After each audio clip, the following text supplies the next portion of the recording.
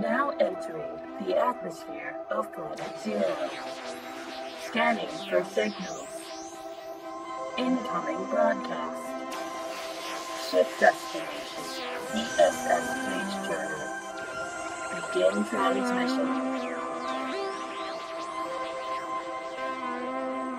Let's start this podcast the same way we start every podcast. Welcome. List your top 10 Spider-Man villains. Top 10 Spider-Man villains? Yeah. Okay. The Wrecking Crew. That's 4 right there. That's a Thor villain. I mean, I guess they're Spider-Man. They fought Spider-Man once? Yeah. Then there we go. That makes them a Spider-Man villain? Mm-hmm. If they fought him once? Yeah. It's on the roster then. That means Moon Knight's a Spider-Man villain. Okay, Moon Knight. Okay. Okay, that's 5 more. That's 3 more. No. You said there's So you're on 8. So wait. So you have Wrecking Crew, who's Crew. Wrecker, Pile Driver, Bulldozer. They don't need names. The 4 Wrecking guys. Ball. and then you have Moon Knight, who That's you're gonna count as 3. Does Werewolf by Midnight count as 1? That's 7. Werewolf by Night. Yeah. I don't know if Wait, where'd you get Spider-Man's ever 7 from? because you did 4 for the Wrecking Crew, Oh, 'cause and then Moon Knight's- 3 of Moon Knight. No, I'm counting the one personality Moon Knight. Jake Lockley is cool with Spider-Man. Jake Lockley is cool. This is just Mark and Steven aren't. Steven doesn't care about Spider-Man. Jake Lockley and Spider-Man are tight though. Yeah, I'm pretty sure like Jake Lockley took Spider-Man like as Peter Parker somewhere at one point. Probably. Oh, and like the cat, like how Moon Knight and Ben Grimm are tight. Dude, with hell Ben. yeah, dude.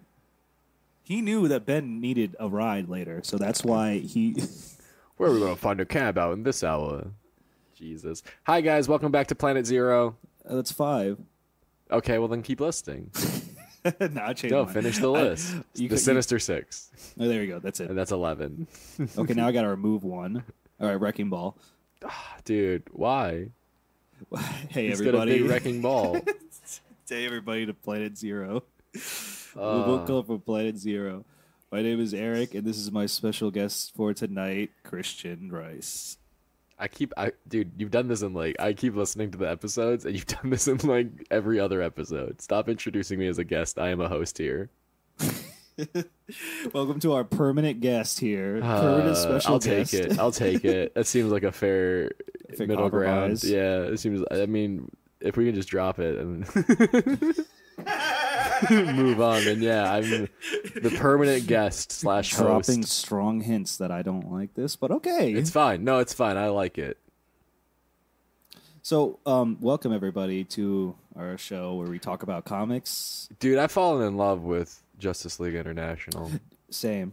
It's I such a completely good- agree. Completely. it's such a good- that's where we're 100% gonna start agree. today, guys. We're gonna talk about Justice League International today. Because it's so good. It's so good. I don't feel like grabbing my big ass book out, so we're gonna look at yours. Is Why that not? okay? I don't like how often Nort changes, though. One minute he looks like a dog person. The next minute he's kind of a dog person with a long nose. I don't like it when his nose looks fucking weird. But you know what? I love Nort all the time. I don't like him when his nose looks weird, but I love him all the time. Yeah, I mean, if he could just push that back in, you know. I wish they got rid of Guy Gardner and had Nort as the Green Lantern. But don't say that. why not? You need that guy, Guy Gardner. Why can't I say that? You need a guy like Guy Gardner on the For team. what? To To do what? to be an asshole. He's the worst. You got to cause drama in the group. So we read a lot of Justice League International because we read 17 all the way up to 22. Well, Yeah, I guess that's not a Where lot. we left off was Blue Beetle Ted Kord getting his face melted off by face melting off man. That is true. There was a coup that happened in Balia or Biela, Bialan. whatever the fictional country that they're doing. The country of terrorists is what they call it. I mean, that's a little, It's a little offensive, Batman, but okay. All right, Batman.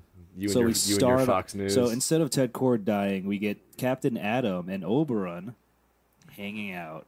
Hearing kind the of. news that the old dictator just got murdered. And I love that it's just Captain Adam complaining. He's like, why don't I ever get to go into missions? And Oberyn's like, I know, dude, right? Shut up. It's funny how he's always left out. Oh my god. I think it's fucking quiet. It's my favorite running gag so far. And then Batman, who was disguised as Bruce Wayne, is now disguised as Maxwell Lord.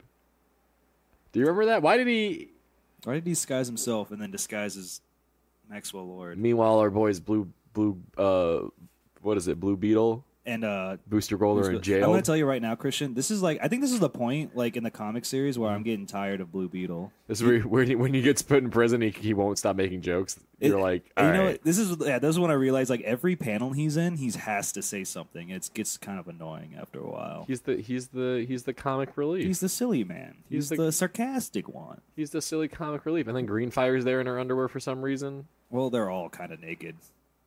Yeah, this was a hot part of the book. This was skimpy. I don't know how this got approved. You say it's hot it. because some guy's melting faces off and Captain Adam's burning people. Yeah, it's a pretty hot part. Then Captain Adam just eats that dude. Remember, Yeah, that's how he it did. gets resolved, because they're like, oh my god, how are we going to stop this guy? They all break out. The main conflict of this storyline is how are we going to break out of prison and how are we going to deal with this weird new metahuman? And they all break out of prison because Batman's there, and they're like, all right, objective 1 solved. Objective 2, Captain Adam just shows up and absorbs all the dude's radiation. Yeah, what a jerk. He just absorbs him. He eats him. And then flash back to the actual fucking storyline, the reason you're reading this comic. That's one of the things I like about the Justice League International book, is that there's so many characters in it, and they're usually split up to the point that, if one part is kind of this storyline's kind of whatever, I don't care about Jack-O-Lantern. I really don't. Wait, I kind of like this part, because, Batman's trying to be all sneaky and stuff, and then you got Captain Adam coming in and fucking everything up. Remember, they're supposed to not be the Justice League? Yeah, it's just Then Captain Adam shows up, and I thought Batman was gonna be pissed off at him, but then it quickly gets resolved because this Queen Bee chick. Yeah, see? Boring. Yeah, I guess the ending was pretty sucky. Because then we get back to our guy, Cluster. Manga Khan. Lord Manga Khan. His full name being revealed. No, that wasn't his full name. He just wanted to be called Manga Khan. No, he said, Elron, I've been thinking from now on I want to be addressed by my full name, Oh, Lord I Manga see. Khan. That's still hilarious, though. And I like how Elron, he's like, Elron, and then Elron shows up, and he's like, dude, wait, are you Elron? And Yeah, Elron's I like, was yeah, like, I'm this just is- sporting a new model. Even the main bad guy doesn't remember.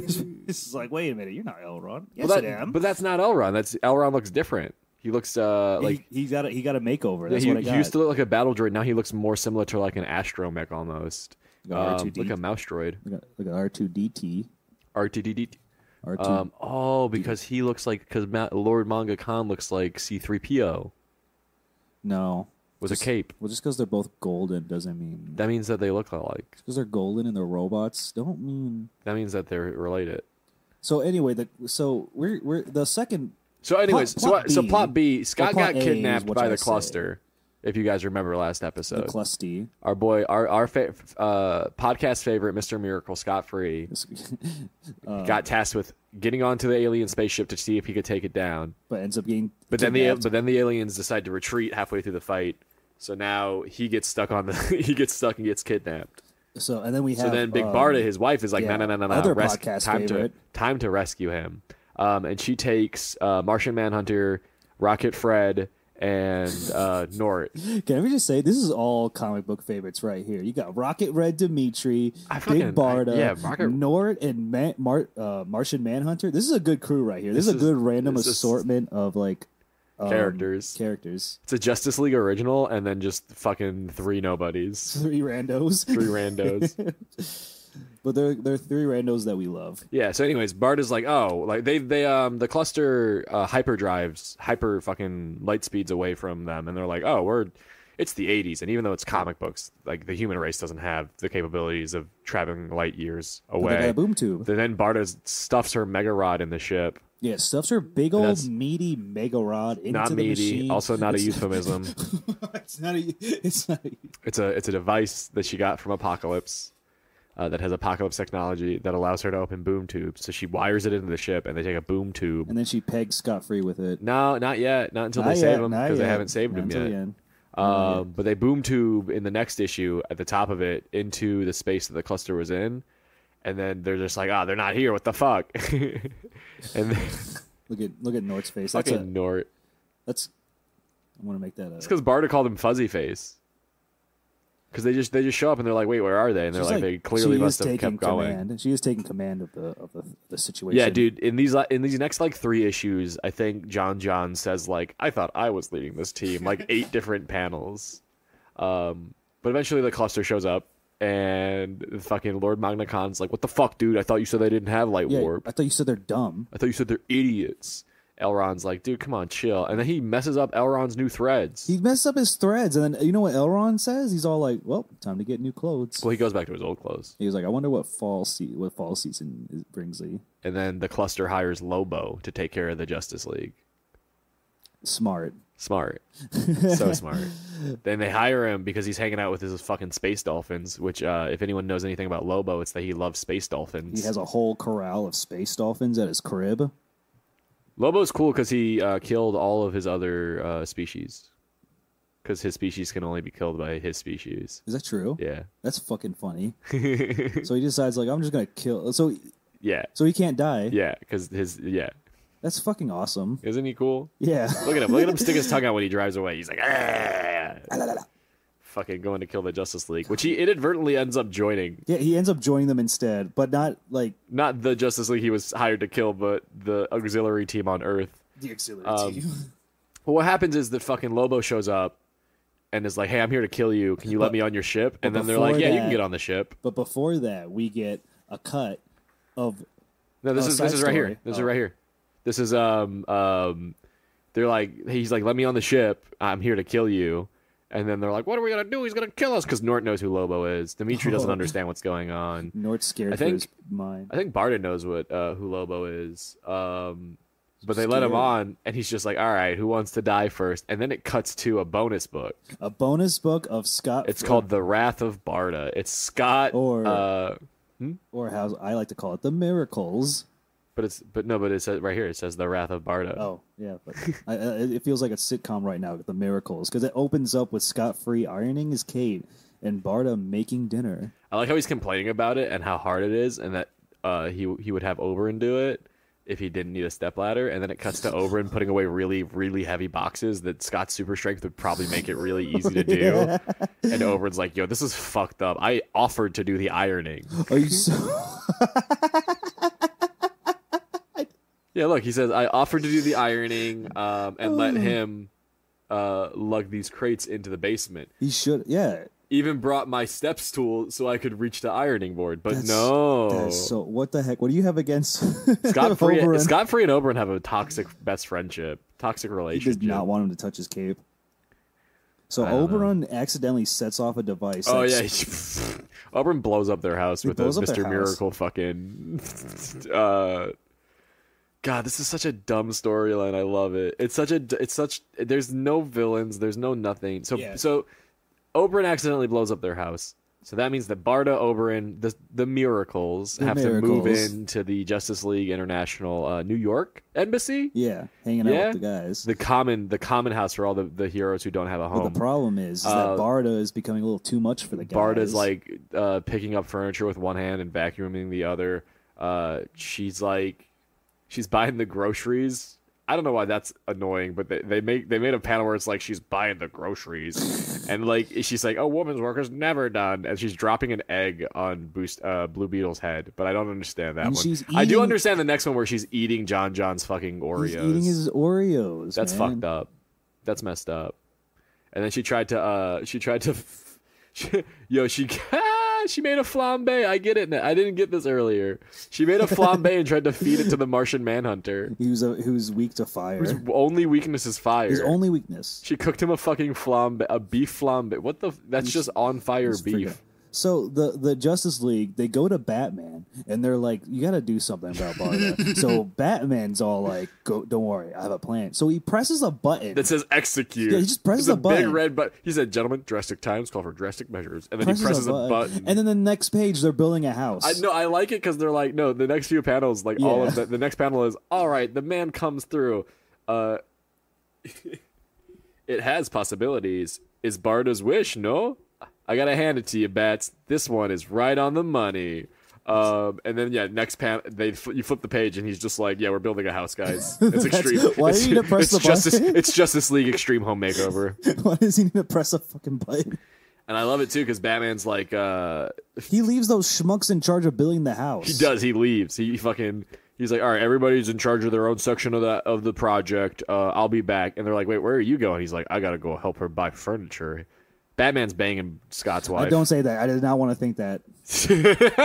Don't say that. Don't say that. Don't speak it into existence. Barda's true to Scott.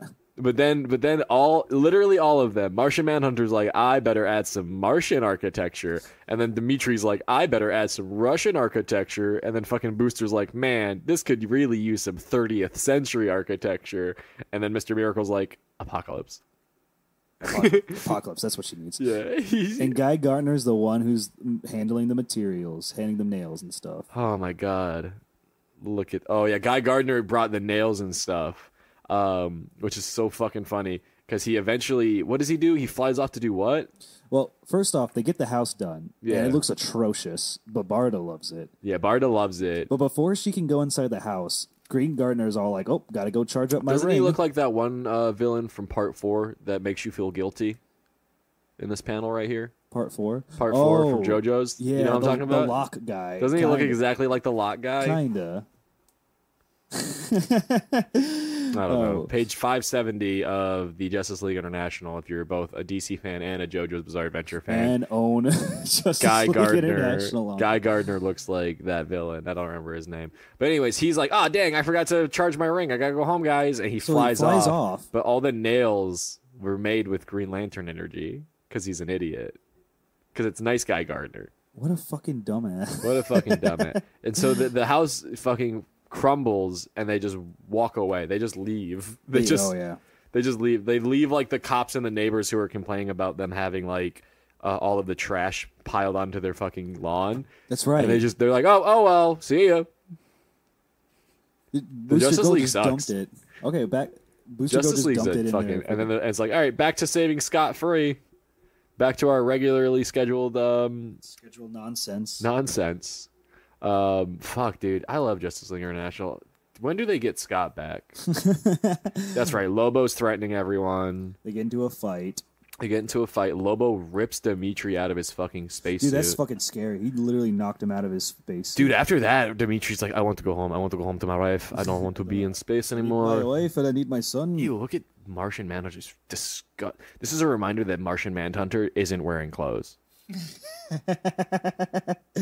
Ew, why is his spine? Look at him. His spine is protruding. He's fighting Lobo, and he's like doing a shape-shifting ability where he's making his like arms long and like more muscles, but it's just really grossly drawn, and it reminds me that all of the green parts you see on Martian Manhunter is not a costume; it's his skin. Yeah. So he's just wearing underwear, high cut boots, and a cape, and 2 red sashes across his chest that apparently don't go across his back, like I would have assumed they would have. No, of course not. And a red belt. Why would you think that? I like how Nort's just like, I'll put him in a bubble. That's going to solve it. But his willpower is so weak, dude. Yeah, Lobo's just like, I know that these work on willpower, and mine's stronger than yours, and then just walks through his fucking barrier, dude. And then Barda comes and is like, time to end this shit. And then she just boom tubes him. She pegs him with her mega rod. She boom tubes him. Using the mega rod. Her mega rod. And she said it to she was like, I said it to such a ridiculous setting. He could be across the universe right now. Who knows? No, possibly he pops up at the other end. He does pop up at the other end of the universe. That just happens to be the Justice League International Embassy on Earth. What a coincidence. The universe wanted Guy Gardner to have his memory back. Oh my god. Yeah, so he schmeck. So Lobo schmeck. Lobo boom tubes into the Justice League International office and smacks Guy Gardner in the back of the head. And next is possibly the most terrifying panel of the entire series. It's just Guy Gardner crawling up from the rubble and smoke, and he's singing, I'm back. Yeah, look at him. He knows he's a piece of shit. No more Mr. Nice Guy. He knows he's no more Mr. Nice Guy. Yeah. I like how the previous cover was Guy being held by Lobo, and it was like, Guy's not having a nice day. Yeah, Guy's all scared and shit, and like Lobo's all over him. But then this panel, it's like the exact opposite. Guy Gardner's holding Lobo, and Lobo's all like, Jesus Christ. Oh boy, Guy Gardner. Hey, this was a good fight, by the way, even though it was kind of quick. The Guy Gardner versus Lobo fight? Yeah. It was pretty good. Just smacking each other around. I like this panel right there where they bust out of the rubble, like smacking each other. Meanwhile, like Lobo isn't necessarily an enemy of these guys. Yeah, Lobo doesn't want to fight them. Yeah, so like this is just Guy Gardner going. So Booster Gold, Blue Beetle, Fire and Ice have to go out, and Oberyn. No, he's not going to do anything. But he goes. Yeah, he goes. Oberyn go out and try and like calm Guy Gardner down and talk to Lobo, and then they introduce Lobo to Maxwell Lord, which does his Maxwell Lord thing, and he invites it. He's like, "Oh, another metahuman, join my team. I know we got rid of that robot who was threatening my life, but join my team." Yeah, because we need more team members. We're doing a membership drive right now. Good old Maxwell. Remember, they're doing a membership drive. That's right. They're trying to get more members. They're coming off as kind of desperate. You think? Jesus. Then Batman shows up. But what do you even want, Batman? Oh, he doesn't want Lobo to join the team. Yeah, right. God.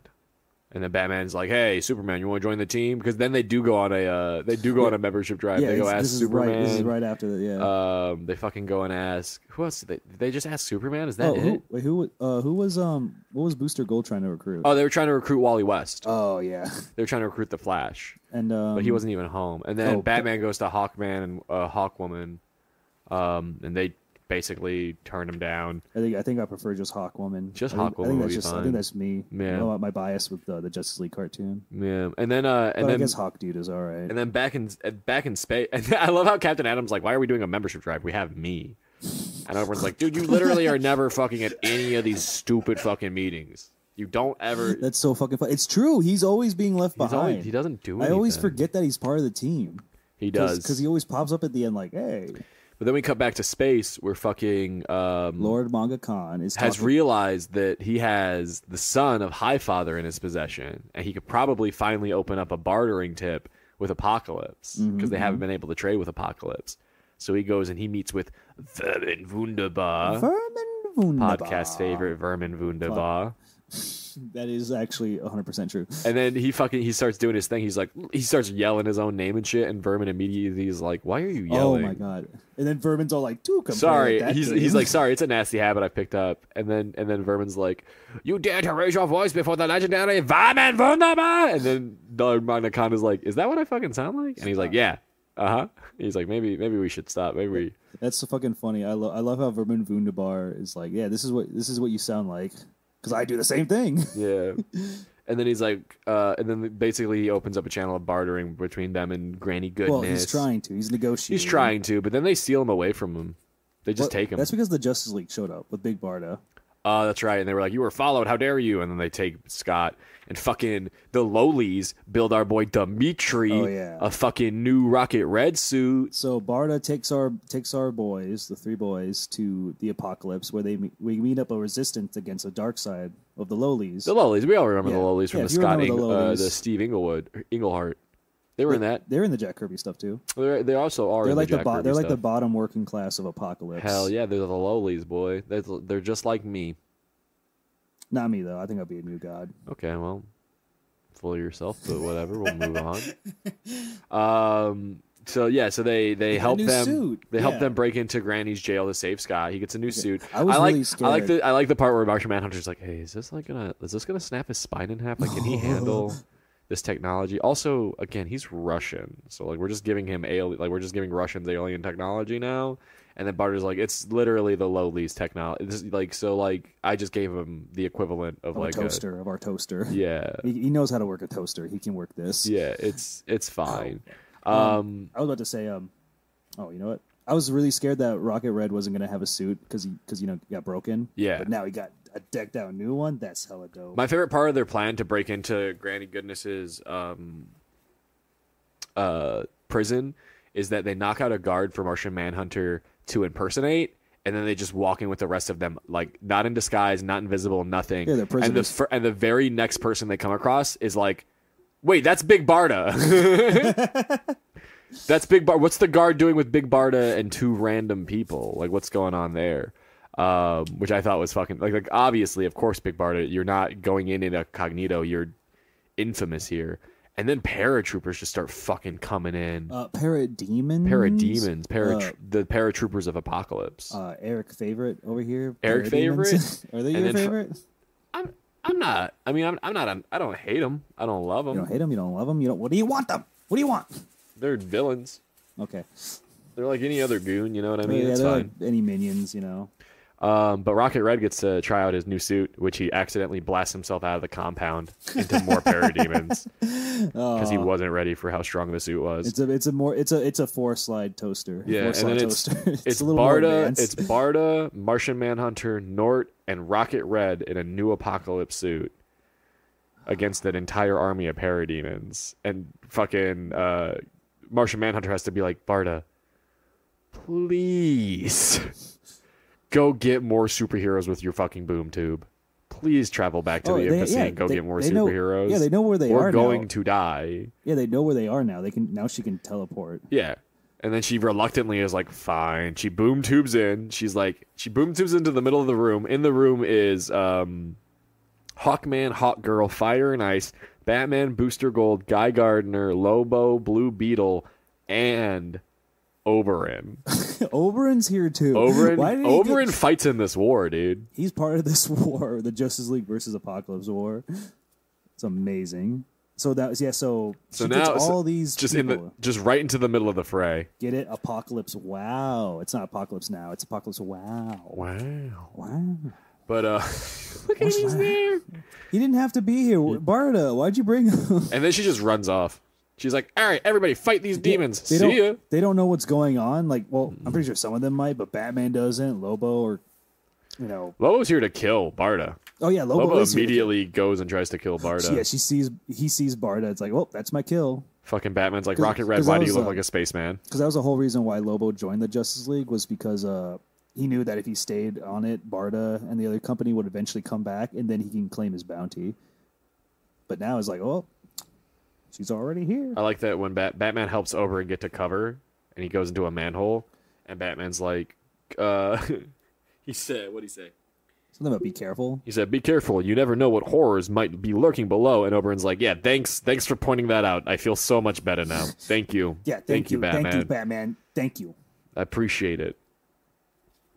It's fucking Rocket Red. And here I come to save the day. He literally... Hokey smokes. Holy... gosh, golly. It's appalling how well he's... It's what is it? Rocket Red, is that you? You recognize me even in my groovy new threads? Where did you get that armor? It's a long story, Comrade Batman.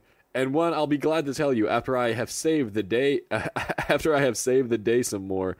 Red, wait, I need to know what's going on here. What is this all about? Later, Batman, baby. I am having to split now. Batman's just like, it's gross how quickly he's picked up on all this. It's all far too quickly. I don't know. Batman and Dimitri are becoming my favorite pair. I like them. I wish it was Batman and Dimitri, not Batman and Superman. World's best. You know what I mean? Yeah, just get Dimitri. Whatever happened to Dimitri? I'm gonna say that, and then he's gonna die in this book, isn't he? No, stop. Lord Magna Khan goes into his ethereal form and sneaks past Kanto and Verndabar and Granny Goodness to help Scott escape because he's pissed off that he got ripped off. Dude, hell yeah, I'd be pissed off too. He was like, I was supposed to sell them to him, not them to underhandedly steal him from under me. How dare they? So there's a whole lot of hoopla going on. Yeah, right? Most of the Justice League, Martian Manhunter and Nort got captured. Barda's on the way to save them. Lobo's on the way to kill her. And then everyone that Barda, minus Lobo, had like teleported in are just kind of randomly fighting parademons out in the quad. Yeah, there's a big old war going on. Meanwhile, Oberyn's trying to find a place to hide. He's just kind of going around this like pipe system in Apocalypse, which is strange. But he pops out, and he pops out into what looks like a normal living room. This is my favorite panel of the entire book. This made me laugh so hard. Oberyn pops out of a vent to Darkseid in an armchair next to an end table with comic books out. There's a Mr. Miracle comic book down there. Do you see that right there? Look at that. It's Mr. Miracle comic book. Well, you know what he's reading? There's a lamp on an end table and what looks like a pretty suburban home, and he's just casually reading Mein Kampf. Because he's evil. Because he's evil. That's the biggest bad in the whole DC universe. And I love it because he's so chill. I love this depiction of Darkseid. I think it's real fun. Oberyn sees him. He's like, And then he's like, "Oh, Oberyn, is that a suitable greeting for one of your oldest and dearest friends?" And then Oberyn's like, and he's like, "I think I prefer yee." He's like, Darkside. He's like, "Now we're getting somewhere." And he tells Oberyn, like, "Oberyn, take your clothes off. I'll get you new ones." Yeah, because Oberyn was like sloshing around in the fucking sewers. And he's like, "I'll get you a drink and dinner." See, he literally Darkside's inviting him to sit and talk with him. Yeah, and he does. Can I tell you something? What? Do you remember? We'll discuss this later, but remember when we were doing those chat GTIs? Yeah. Or with Darkside? That was one. This reminded me of that. Like, this 100%. This looks something like the chat AI would come up with. Yeah, and then meanwhile, Lobo and Hawkman, they're all getting into it. They're all in the fray, and out of nowhere, Darkseid pops out of a wall, shows up, holding fucking Scott, and Oberyn's like, "Hey guys, what's up? How's it going?" Looking a little chubbier than he's normally looking. Because Darkseid fed him, remember? That is true. Probably he does talk about it later. He's like, "That was one of the best meals I've ever fucking had." I don't know what it is about being an evil dictator that makes you cook so good, but damn, was it good. So yeah, Darkseid pretty much just Darkseid's just like, "Yo, guys, take this guy and get the fuck out of here. I don't need him." Told everyone to just fuck off and go home. And then that's it. That was the end of the story. Literally, they all just go home, and they're like, "Wow." And then, let's forget. Captain Atom wasn't there. Captain Atom wasn't there. Everybody gets back, and Captain Atom's like, "Oh, hey, what's up, guys? You guys just get back from getting food or something?" And everyone's like, "Oh, God, shut up, Captain Atom." Well, he was all. Isn't your boss fucking your wife?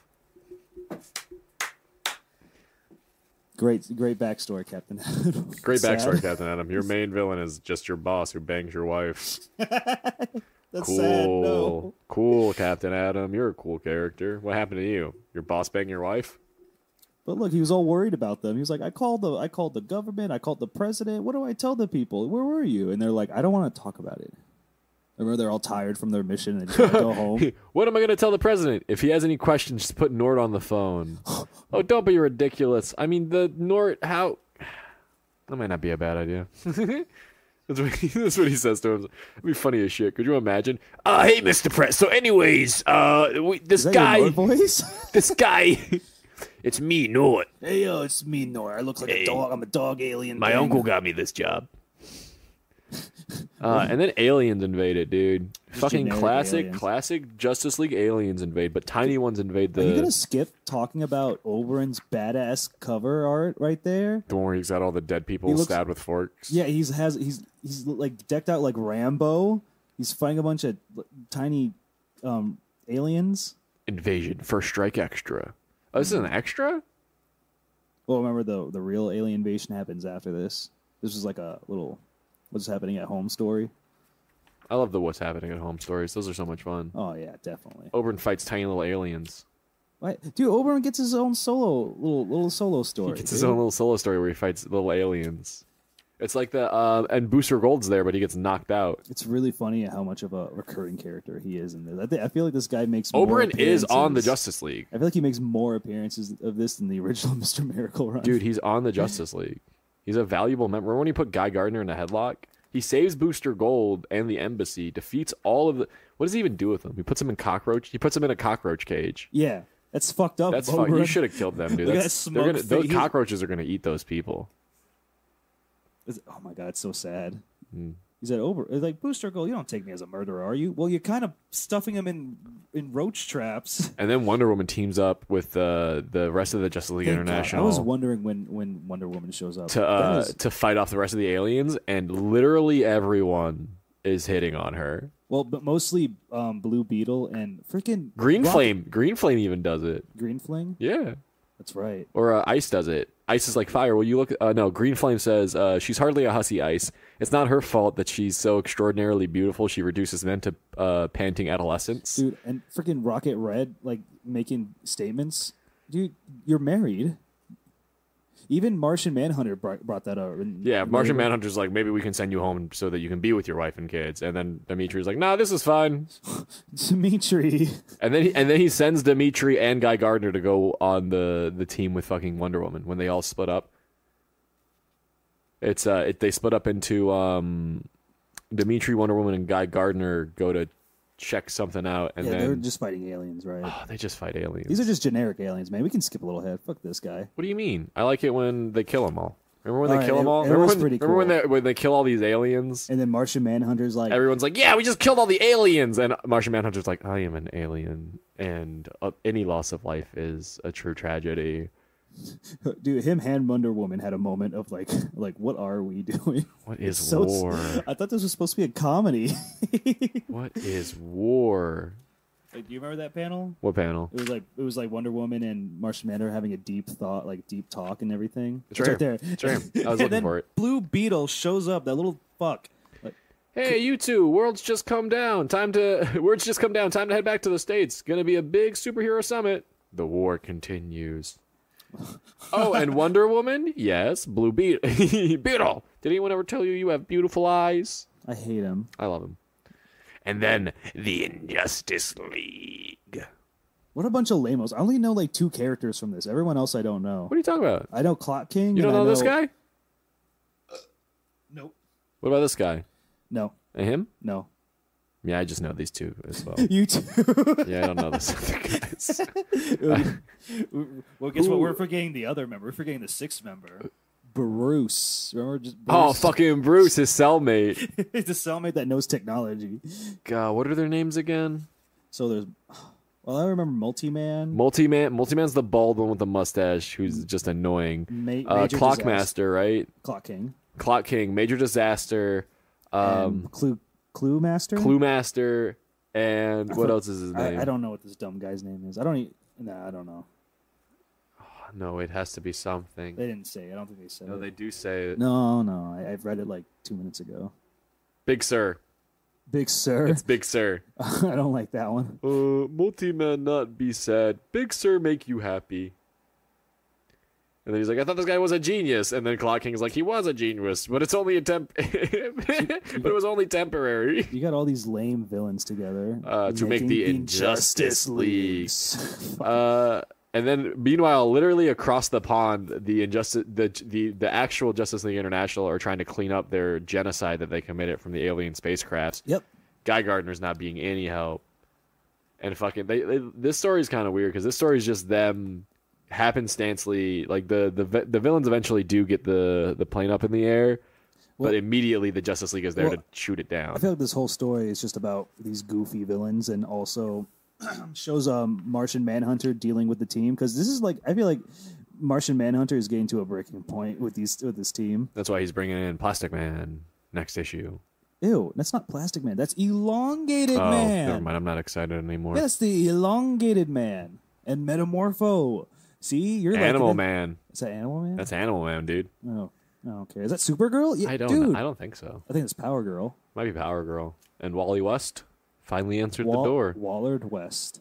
I like how Guy Gardner's like, who let these guys in? Who let these posers in? These fucking posers. But what happens here is why does the sky go all black? Oh, because Guy Gardner kicked the thing out of because he's annoyed. And now the whole color scheme of the world changes to black and white, and that's where we left off. Damn, I can't wait, dude. the second anniversary issue of the world's greatest non-mutant superhero team. That's amazing. I love that they're just being like, no, X-Men have us beat, but X-Men's better, but they're freaking mutants. Anyways. Oh, dude, don't get me started. Send the Sentinels in. Send the Sentinels in. Send the Sentinels. While we're on the topic of DC, you want to talk about Suicide Squad?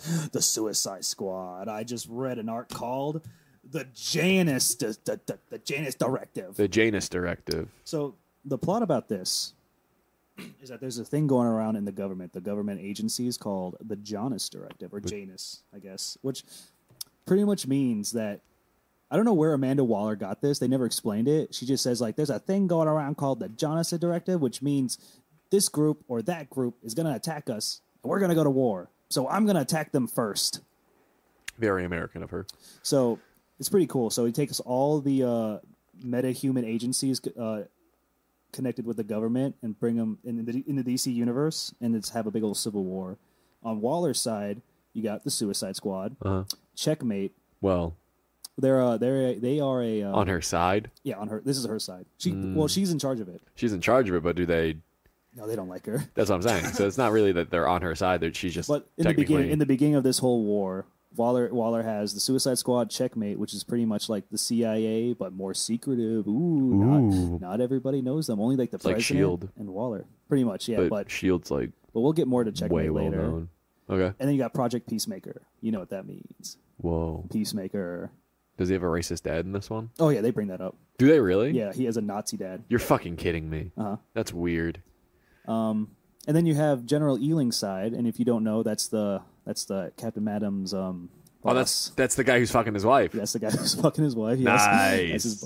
Nice. He runs a program too called the Atom Project, which is Captain Atom and also other like metahumans he made, like Major Force. Dude, Maxwell Lord was asking about Major Force. Yeah, right. He's a villain, actually. Yeah, but Maxwell Lord doesn't care. He wants more power. Oh, of course. Yeah. And then you have the Force of July, which is actually. I'm sorry, what? The Force of July, which is not actually a government agent. For my research, they're not actually an agency. They're just like this team of ultra patriotic American metahumans that got together and do work for the government sometimes. What one more time? What's their name? They're called the Force of July. Who's on that team? You got Major Victory. Okay. You got Lady Liberty. The Silent Majority. No, you're making that one up. I'm not making this up. No, that's made up. You're Silent making Majority. No, that's made. You open the page to Silent Majority and show me Silent Majority. I don't believe you that there's a DC character from the what is this? The 80s? This is the late 80s. Yes. Okay, maybe there is a fucking character named that then. Right, God damn. All right, so Lady Liberty. Okay, Major Victory, Silent Majority, Sparkler. I'm just going through the names they read up here, but you want to take a look at them. Hold on, where are they? Take a look at the last page. Oh my god! Flip it to the last page. No, I just want to see all the name. Mayflowers. Mayflower. Yeah, guess what her power is? What is it? She can control plants. Get it? Because she's the Mayflower. The last page. Well, yeah. I think that shows them right there on the screen. Yeah, right there. That's them. I was gonna ask. This is the Atom Project. I was gonna ask which one Lady Liberty was, but never mind. I see it. It's the one dressed like a fucking. Which one's Lady Liberty? The one dressed as Lady. And guess what? She's French. Well, yeah, of course she is, because the Statue of Liberty was French. Yeah, even though this is an American squad. This is about patriots, but sure, she can join too. Is Silent Majority the one with the black glasses? Yes. Jesus. So there's a big old civil war happens. The squad is sent to attack the 4th of July, and Waller sends Checkmate and Peacemaker to attack the Atom Project. The head scientists assassinate him, but the heads of Checkmate were like, you know what? I don't believe this directive bullcrap. Like, Waller isn't giving us any sources on if this thing exists or not. So instead of killing the head scientist, Dr. Megala, they kidnap him instead until they figure out what the hell's going on. Look, there's Peacemaker.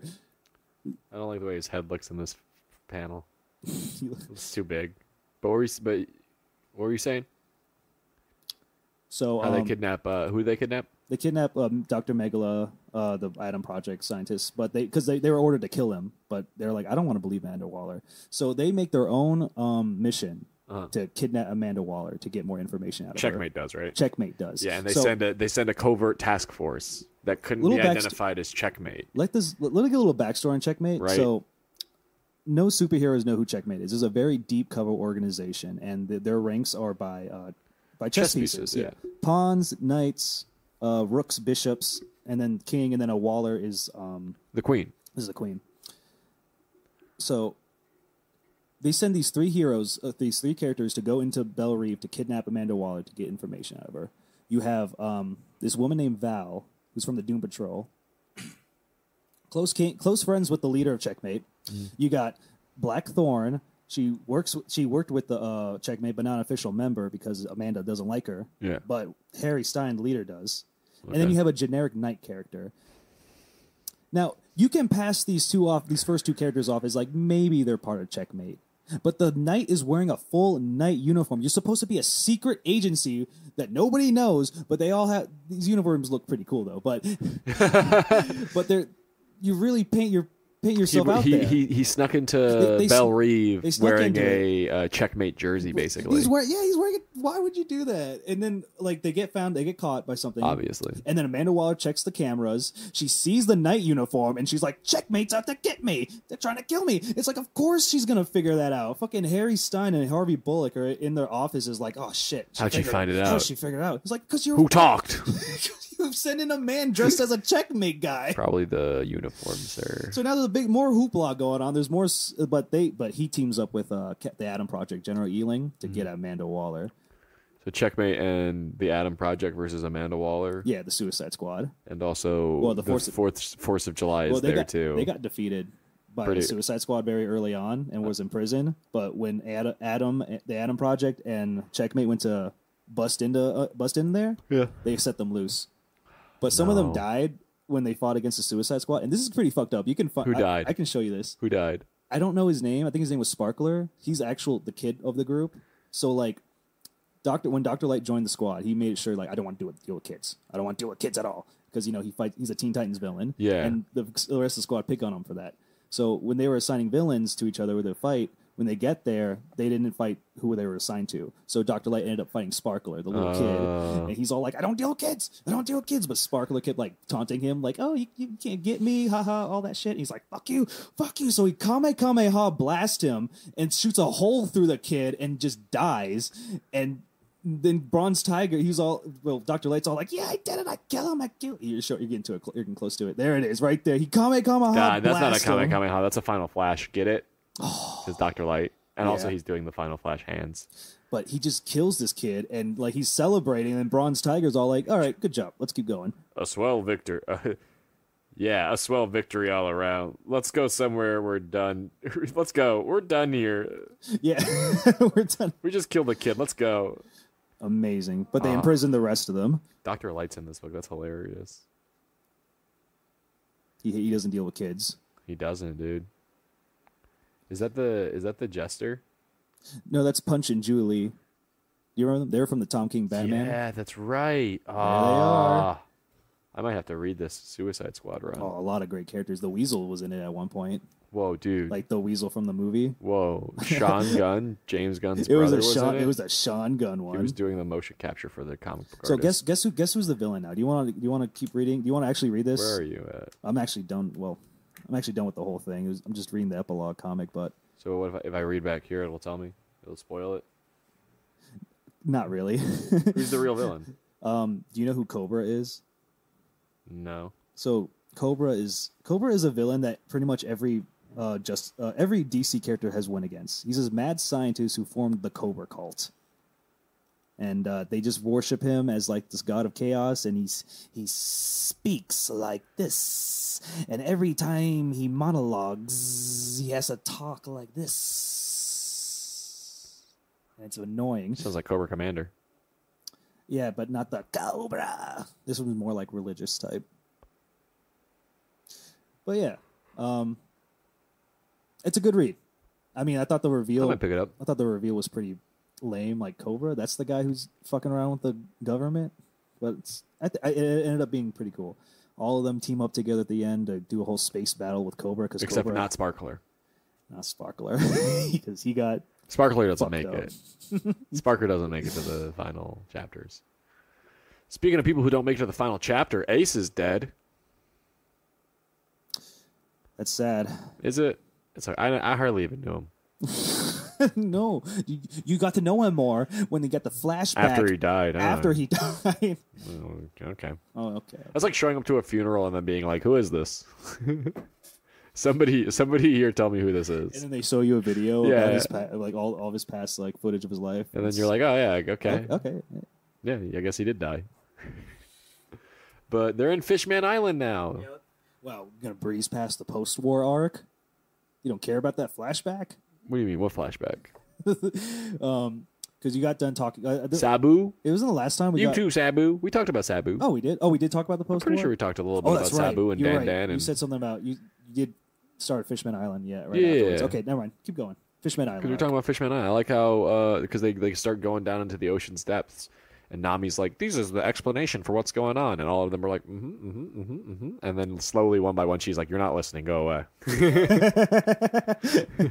it was like it ends up being Zoro, Luffy, Sanji, and Usopp. Usopp and Chopper. Zoro, Luffy, Usopp, and Chopper are all getting drunk because they don't understand what she's talking about, but they're still like shaking their head and going, because they're the fucking boys, and I love them. And then the Caribou pirates come after them. We don't have to talk about the Caribou pirates. Yeah, we do. They're integral to the part. They are not integral at the part. They will not make another appearance. No, they do, because they tie up the head caribou, and then the other caribous get crushed by the Kraken in the middle of the ocean. They got the head caribou. Now they got the head caribou. The baby caribous got eaten by the Kraken in the ocean. That Kraken fucking killed them. No, nobody dies in One Piece unless... Remember how they were talking about even if they went out there, the pressure would kill them? And then the Kraken popped their bubble and crushed that caribou ship with everyone on board? Dude, I want them to be dead. They're dead. But I know for a fucking fact that Oda's going to come up with some bullshit. No, they're dead. They're dead. By, have mermaids. They made another appearance? You can spoil it. They're dead. I honestly don't remember. They are dead. They die, bro. They die hardcore. Now let's keep going, because I'm tired of this caribou shit. I kind of want to see it happen again. Their ship just mashed and destroyed. Well, Luffy goes out there to tame the fucking Kraken, and he does it. Congratulations. He's fucking nuts. Yeah, right there, look. That's them dying. Oh my god, they are dying. Yeah, that's them drowning in the ocean. Wow. Yeah. I hope they're okay. They look like jellyfish. Shut your trap, Zoro. That's so... Wait, let me see that? Yeah. Oh, fuck. They die. No, they're just floating back to the surface. From 11,000 feet under the water? From 11,000 feet under the water, Eric? From 15,000 feet under the water, they're just going to float up to the surface? Can we fact check this? I'm going to fact check this right now. I want to see if they're floating back up to the surface from 15,000 feet under the water, Eric? They're going to be fine? I just always know that Oda saves... Every time I think a character is dead, Oda's like, nope. So I don't believe this, because I'm always wrong when it comes to character deaths. Oh, wait, do they get picked up by the fishmen and are forced to work for them? Is that them? That's not them, right? Yeah. That's not the same guys. It has to be different guys. None of them are recognizable. But then they meet Vanderdecken. How do you feel about Vanderdecken? That guy's a fucking perv, dude. He hasn't washed his hands since he touched the princess when she was 6 years old. Dude, he's been simping for a princess that's like 8 years old. Throwing axes at her the entire time. What the hell kind of stalker is this? This is everything I hate about stalkers. He's like threatening to marry, but he wants to marry, but he's always threatening her life. God damn. If I can't have her, no one will. That's so fucked up. But they finally make it to Fishman Island. Dude, she's like 16, guys. Come on. Dude, they make it to Fishman Island, though. They make it to Fishman Island, They make it to Fishman Island, despite everything. Despite Kraken. And they meet Hammond. Very important character, Hammond. You only said his name because you were flipping through the pages and stopped at him. He was a pike... What are you talking about? He's a pike conger fisherman. No, you do not. You don't give a fuck about He's part of the new Fisherman Pirates. He's a fighter. Fighter, yeah. That's what he does. Yeah, I don't even remember if he does fight or not. Well, see, his gimmick is that he's a slaveholder of humans. He does just show up, and he's like, "Listen to me, Straw Hat," and Straw Hat's like, "No." No. And then he kills him. He kills the Straw Hats. He bursts their bubble. Remember? Look, they're dead. About time. About time the Straw Hats died? How could you, man? Now they get saved by Cammy. Too bad the Caribou Pirates didn't have a friend like Cammy. Too bad. That's what I'm saying, man. Yeah, too bad. I think they're actually dead.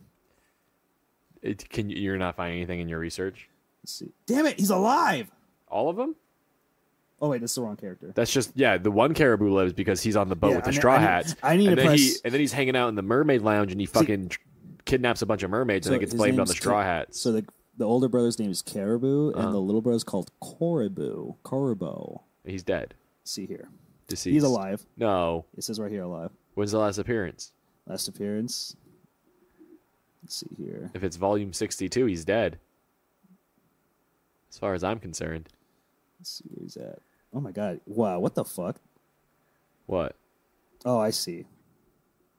No, that's spoilers. I'm not going to tell you. But But it's still lame how they're alive. Like, they should have died. I like how the princes show up and Luffy immediately thinks that he's in trouble, so they all sneak out. But the princes were literally just there to be like, "Hey, Jinbei wants to go meet you in the forest." Trying to give him a message. Hey, can I say something? What's up? I don't like these princes. You don't like the princes? I hate that big guy that dances all the time. You don't like that dancing guy? Actually, I just hate that guy. The guy, just him. The other prince that sings when he talks, I like him, and the other prince, he's all right, but. You don't like Mamboshi? No, look at him. That's his whole thing is that he stands in the background with his arms in the air like I'm dancing. Fucking lame. But you're a fan of Ryuboshi? Yeah. The one who sings? Yeah. Red Mamba. Red Mambo, shake, shake. No, I won't. That's our boy. No, I like him. We can disagree. It's fine. Would you put him in your personal pirate crew? Bump. Bump, bump, bump, bump, bump, bump. Yeah, of course, he's royalty. Pick 5 characters from the Straw Hat universe, from the One Piece universe right now to put in your pirate crew. I can't do that. Oh, yeah? I can. No, I can't do that. It's all spoilers, though. Yeah, exactly. See what I mean? I can't do that. But they go hang out with Papagu at his mansion, and then they go and then they eventually make it around to get into the fucking... We meet Hody Jones, who hates humans, wants to start a race war. Oh my god, race war, that's the no-no. That is a big no-no in my book.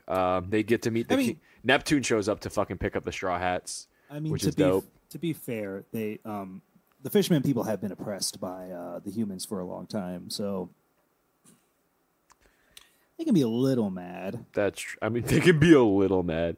No, I mean, it's fair. It's just, I like when they go to the palace and everyone's like, wow, this makes Papagu's house look like shit. That's what Brooke says. It makes Papagu Mansions look like a doghouse. I love it. Fuck that little starfish guy. Minister of the right and Minister of the left meet Oh, those are my boys. The catfish and the seahorse. You like those guys? Yeah, the Minister of the left. You're a Minister of the left kind of guy? Yeah, I'm more of a Minister of the left guy. He looks like your brother. No, that means the right guy's me. God. Then Luffy gets bored waiting for this feast, which was a trap the whole time. All right. And he runs off and he bullies the fucking princess. He bullies the princess. He's just fucking mean to her. Uh-oh, continuity error. Where's his glove? Wait, don't look at that. Where's his glove? Wait, do we have a marker here? I'll draw it in. You wouldn't do that to your One Piece. You would cry. Well, I have to fix the continuity or else Oda's wrong. Oda can't be wrong. Oda can't be wrong, except when he brings a character back to life that should be dead. I love that, like, Brook, Nami, and Usopp are there. This is cool because I'm getting into the part where they're all starting to fight for the first time since the time skip, so you get to see how strong they all are. And, like, Brook, Usopp, and Nami get surrounded by the Neptunian soldiers who are trying to arrest them, and they just start whooping ass. Yeah, this is a tattoo right here. And they're like, please stop. And Usopp's like, we're not gonna let ourselves be captured. This is fucking dumb. We didn't do anything. Yeah, we're pirates. We don't get arrested. We don't get arrested for no fucking reason. That is a cool pose that they have right there. Yeah. So. And then who was it? Papagu was like, I don't remember the musician being this reliable probably because he was kicking ass. I bet Brook was whooping ass. And then fucking Neptune decides to step up. And as Brook is like Brook's stepping to the challenge, but is recognizing that he's about to have a tough fight. Zoro shows up. Dun, dun, dun, dun. Who's our boy? And then and then they all capture everyone in the room. They take everyone hostage. This is a good part in the series, in the Fishman Island arc, when like the racial tensions are getting high among the populace. Like the Straw Hats are getting blamed for kidnapping mermaids. They're attacking the palace. They are defending themselves at the palace, which the Straw Hats are a bunch of fucking idiots. Yeah. Which means that they are like taking the palace over. And then meanwhile, Hody Jones and Vanderdeeken are trying to capture the princess, who Luffy has kidnapped. Yeah, all this. Luffy just kidnaps the princess. He's just like, you want to go for a walk? Go for a walk, Wimpy. Come on, let's go. Get in the shark's mouth. Yeah, quit fucking crying. Get in the shark mouth. Get in the shark mouth. Stop crying. I'm hungry. Where do you want to go?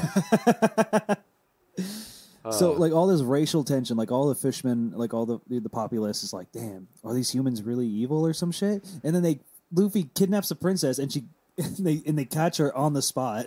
God. But that's just volume 62. That's just them getting into... That was just one volume? That was just all of 62, basically. Oh, my Lord. Right? 63. I've read 63, but we don't have time for 63 today. Right. I think we have to wrap it up here. All right, how do you want to end this? All right, put from the Justice League International team, who would you put on your Straw Hat Pirate team? Oh, fucking Guy Gardner. I'd put Rocket Red. I took my Nort. No. We have to. This is a draft. You can't pick someone has already picked. You get 5 picks. There's plenty of characters. All right, Nort. But you go first draft. Nort. No, hold on.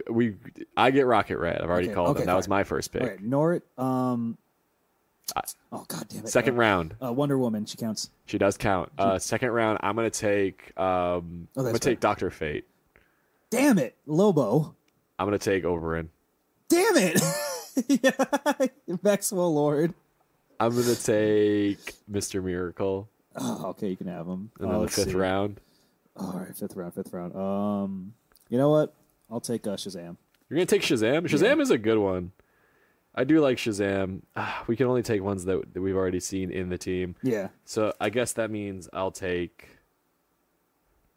You know what? I'm going to take Martian Manhunter. Yeah, there you go. That's a good pick. I forgot about him. That's my Straw Hat team. Martian Manhunter, Rocket Red, Oberyn, and Mr. Miracle. They're a set. You have to have Oberyn and Mr. Miracle. You can't have one and not the other. You said Dr. Fate, too. And Dr. Fate. Oh, yeah. What did I say? I said Nort. You said Nort, Lobo, Guy Gardner, Maxwell Lord, Shazam, and somebody else. Lobo. That's also a good set. No. Get Guy Gardner out. Wonder Woman. That was it. That was a good pick. Well, thanks everybody for listening. We have a Patreon, which will have exclusive content soon. Give us a like, a follow, comment, and tell us what you're reading out there. Maybe give us some suggestions on what we should read. And if you guys are reading what we're reading, that's plus Keep one it to cool yourself. points. Plus 1 cool points for you. All right, guys. Have a great one. Good night. Bye.